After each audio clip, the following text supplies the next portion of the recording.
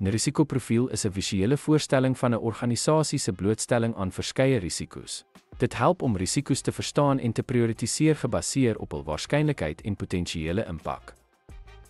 Risikomatriks, 'n algemene instrument om risikoprofiele te illustreer, deur risiko's uit te stip gebaseer op hul waarskynlikheid en erns. Risiko-update, die vlak van risiko wat 'n organisasie bereid is om te aanvaar, soos aangedui in die risikoprofiel. Risikobepaling, verskillende risiko's word gekategoriseer volgens hul potensiële impak en waarskynlikheid van voorkoms.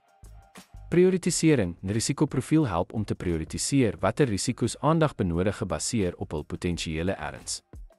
Besluitneming, deur risikoprofiele te toon, kan organisasies ingeligte keuses maak oor watter risiko's eerste aangespreek moet word. Risikovisualisering verskaf 'n duideliker, meer uitvoerbare begrip van die algehele risikolandskap binne 'n organisasie. Deur risikoprofiele te illustreer, kan organisasies hul risikoblootstellings visualiseer en prioritiseer. Dit help om hulpbronne op die mees kritieke risiko's te fokus en risikobestuurstrategieë effektief in lyn te bring.